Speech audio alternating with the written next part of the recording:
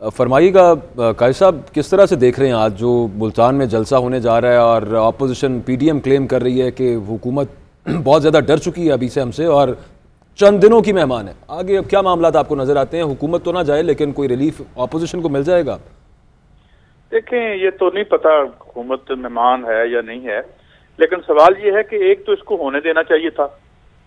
बिला वजह इतनी जो हाइप इनको मिल गई है उसकी वजह यह है कि आपने बिला वजह कंटेनर कर दिए, ये कर दिए। अगर आपके पास ताकत नहीं है या आप इनको कंटेन नहीं कर सकते, अव्वल तो हो जो जाने देते, कौन सी क़यामत आने थी? जलसे में क्या होता है, क्या हो जाता जलसे से?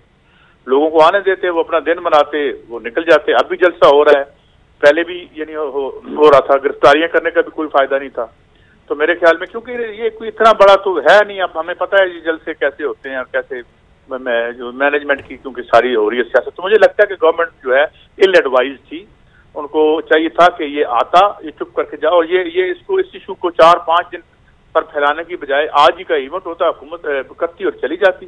तो मेरे ख्याल में इस तरह से है। बाकी ये गवर्नमेंट जाना आना वो जो है ये इनके वो एक सूरत होती है। वो सूरत ये होती है, मिसाल के तौर पर आज मैं इंडिया की मिसाल दूंगा। आज इंडिया के किसानों ने किसी पार्टी की मदद के बगैर दिल्ली को घेर रखा है। खुदराव मूवमेंट है, लोगों की अपनी मूवमेंट है।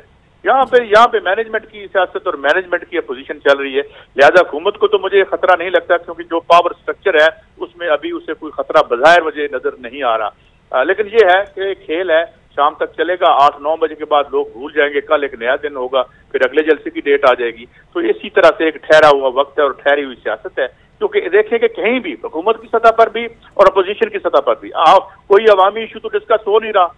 तो यहाँ पे कोई बहुत बड़ी नजरियाती जंग हो रही हो, वो भी कोई नहीं है। निजाम पे सबका ईमान है, इसी निजाम पर सबका यकीन है, रूलिंग पार्टी का भी अपोजिशन का भी। हाँ, जाती तौर पर है, हमें क्यों निकाला, हमें दोबारा रख लो, इस पर लड़ना है, लड़ लें, इससे अवाम का क्या लेना देना। जी भाई साहब, जो इस वक्त बहुत बड़ा जवाब बनाया जा रहा था हुकूमत की जानिब से ये जलसे रोकने का, वो कोविड की वजह से वो कह रहे थे कि हम ये कह रहे हैं कि मत करें अभी जलसे। वहीं पर हमें ये भी मौक़िफ़ सामने आया, देखने को मिला, जब अपोजिशन की जानिब से ये आर्ग्यू किया जा रहा था कि जो जमात इस्लामी है उसको नहीं रोका गया जलसे करने से, लेकिन सारा जो प्रेशर है वो PDM पर आ रहा है। इसको आप किस तरह से देखते हैं?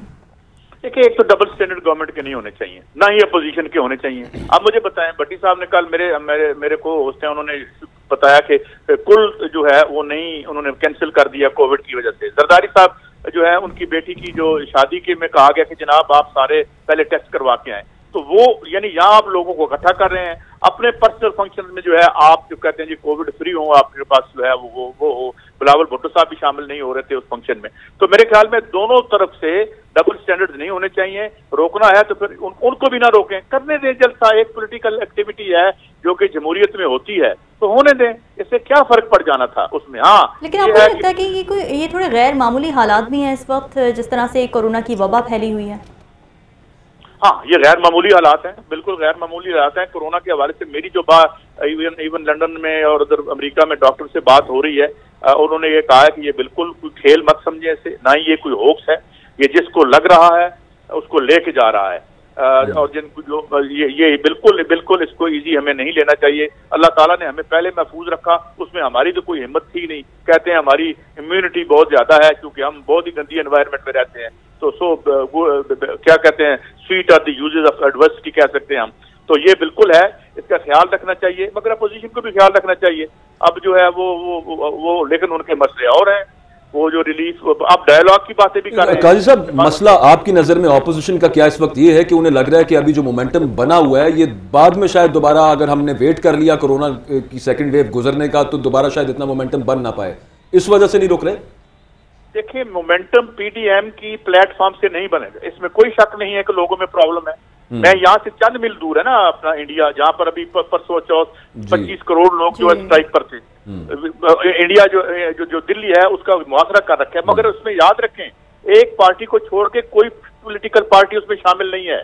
और उनकी तमाम ट्रेड यूनियन ने और उनकी तमाम जो है उन्होंने पार्टियों पर एतमाद जो है उसको उस पर अदम एतमाद कर दिया है।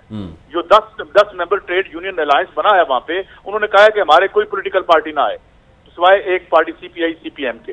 तो सवाल ये है कि यहाँ पर तो तहरीक के रास्ते में सबसे बड़ी रुकावट PDM खुद है, क्योंकि लोग किस लिए आए हैं? ये सारे यहाँ 40-40 साल हुकूमत करते रहे, आते जाते रहे, बारियां लगाते रहे। अगर लोग इमरान खान से मुतमिन नहीं है, जो कि एक बहुत बड़े तबके का ख्याल है कि नहीं है मुतमिन वो, तो वो अपना किसी लीडर से ताल्लुक कैसे बना पाएंगे? जिस तरह जुल्फकार अली भुट्टो से ताल्लुक बनाया लोगों ने और यहाँ पे तहरीक चली 68-69 की, ऐसी सिचुएशन मुझे नजर नहीं आती, क्योंकि ऐसा कोई लीडर नजर नहीं आ रहा। और सबसे बड़ी बात, ये मालियाती सियासत है, नजरियाती सियासत नहीं है। मालियाती सियासत के लिए लोग नहीं निकलेंगे, वही आएंगे जिन्हें बिरयानी की प्लेट खानी है या जिनको आप गाड़ियां भेजेंगे। अवाम और वर्किंग क्लास या पेजेंट्स चाहो पाकिस्तान के, उनकी बहुत बड़े मसाइल हैं वो बिल्कुल, मगर वो मुझे लगता है कि वो तारीख में अपनी लीडरशिप की तलाश में है।